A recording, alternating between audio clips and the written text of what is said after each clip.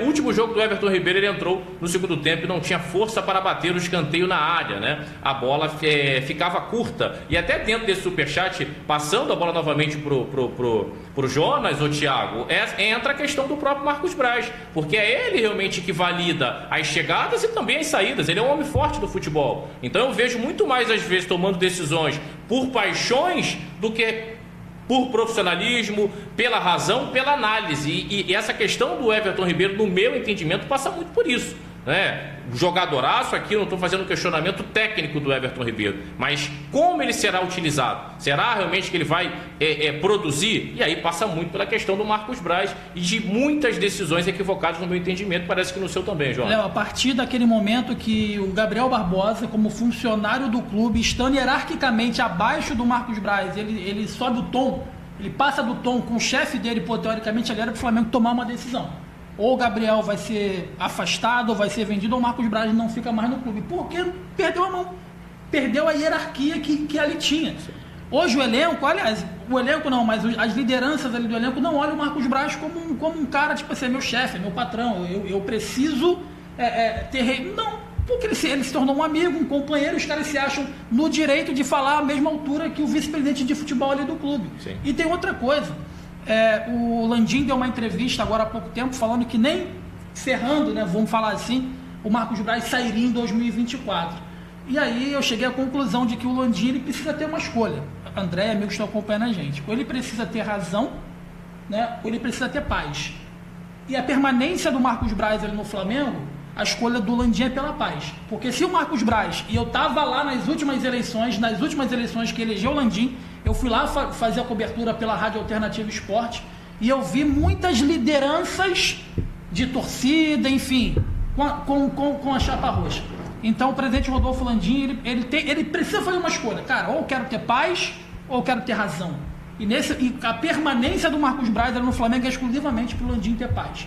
Porque caso o Marcos Braz deixe ali a vice-presidência ali de futebol, muita coisa diferente que não aconteceu em 2023 ia acontecer, principalmente as cobranças em cima do presidente Rodolfo Landim.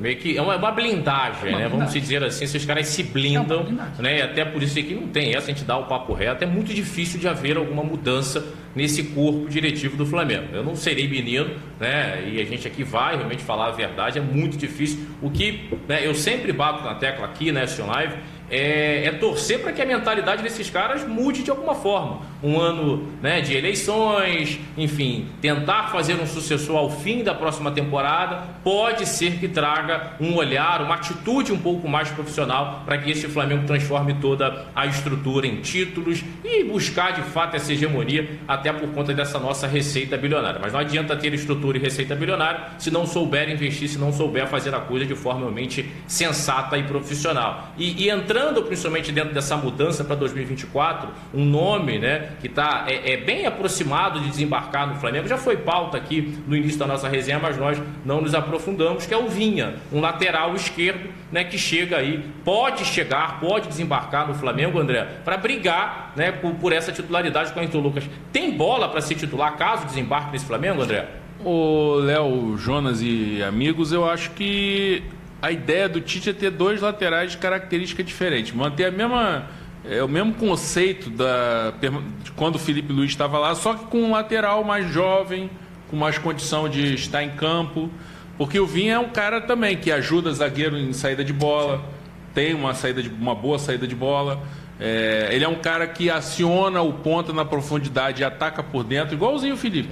Lógico que sem a mesma qualidade, não estou comparando o jogador, estamos falando de características. Funções, ele consegue fazer essas funções por fora e por dentro. Exatamente, né? Ele nem tanto por fora, mas mais por dentro. Sim. Né? E o Ayrton Lucas já é um lateral que vai mais, entendeu? Então eu acho que ele quer laterais com essas características e complementares, digamos assim, né? E aí ele escala de acordo com o jogo, mais ou menos como ele fez nessa reta final. Sempre que ele teve o Felipe Luiz disponível, ele colocou muitas vezes ele para jogar. Sim, e até dentro de uma dobra. Dentro de características bem que se encaixam, um Vinha um pouco mais por fora e o Ayrton Lucas pisando em cima da linha, né? Por dentro Vinha e o Ayrton Lucas por fora. Então pode haver até mesmo uma dobra dentro de uma ausência de um Cebolinha, de um Bruno Henrique, de um homem de velocidade pelo lado esquerdo. Pode acontecer essa dobra dos dois, né? Pode, e também pode acontecer dos dois serem convocados para a Copa América. Tem isso. Porque a gente não pode, a gente tem que pensar sempre o seguinte: qual é o ideal para 2024? É um Flamengo forte, né? Desde o início, Sim. né? Desde o Carioca. E a seleção está tudo muito incerto, né? A seleção brasileira. Então, assim, se o Flamengo começar a se destacar, a ter boas atuações, ter bom desempenho, o treinador da seleção, seja lá quem for, a tendência é que ele acabe dando oportunidade. Já chamou o Gerson, já chamou o Ayrton Lucas. Então a gente não sabe o que pode acontecer na Copa América. E o Flamengo pode acabar ficando sem lateral esquerdo, porque o Vinha disputa a posição, né, com o Piquerez na seleção uruguaia. Então é uma coisa que o Flamengo também tem que pesar um pouco, né? Tem que analisar isso aí e ver as opções. Tem que ter um terceiro. O terceiro vai ser quem? Da base?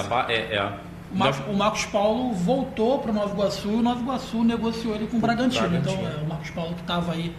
Bom jogador, eu gostava do Marcos mas Paulo. Ele teve algumas contusões que atrapalharam o andamento dele no Flamengo, né? E aí ele foi devolvido ao Nova Iguaçu, ele é do Nova Iguaçu, né? Um abraço para a galera de Nova Iguaçu. E agora ele foi negociado com o Bragantino. É bom jogador. Se fala muito do Zé Wellington, né? Zé Wellington. Assim, tem garotos na base. Você tem que alçar esses meninos, porque senão a gente vai ficar muito desequilibrado, né? O equilíbrio que o Tite quer, o equilíbrio que todo elenco precisa, André e Jonas, vai ficar comprometido para a próxima temporada, né? Porque é uma temporada longa, onde tem as lesões, onde tem as convocações, ano de Copa América. Então, se nós não buscarmos alternativas no mercado, eu acho muito difícil, até pelo orçamento um pouco encurtado. Pode ser que na metade do ano o Flamengo identifique algumas carências e vá ao mercado novamente. Mas não tendo essa possibilidade, já planejando e já fazendo realmente essa análise futura, André, é importante nós introduzirmos o menino da base, até para ficar com uma terceira opção numa emergência, de nós não ficarmos sem lateral esquerdo, improvisar um zagueiro, mudar um pouco a ideia de jogo, o conceito do próprio Tite, né? A ideia do Tite, que eu percebo, e ele já falou sobre isso, é ter dois bons jogadores mais ou menos do mesmo nível por posição, para ele escalar, e com características diferentes para ele escalar de acordo com o jogo, com o adversário e tal. E a terceira opção ser a base. É assim que se trabalha lá fora. O Palmeiras trabalha assim, né? Tem dois jogadores, às vezes dentro desses dois jogadores por posição já tem um garoto da base, né? Porque eles trabalham bastante com essa base que tem sido vencedora, né? Sim. Enfim, é a política do clube.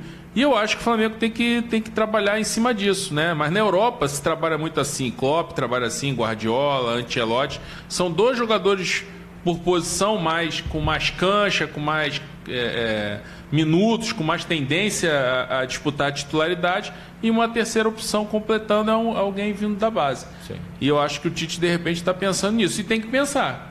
Né? E a lateral esquerda é importante ele pensar, porque o Ayrton Lucas, se ele tiver uma melhora razoável de rendimento, ele já vira convocável, porque a concorrência está pequena, né? Tá baixo, né?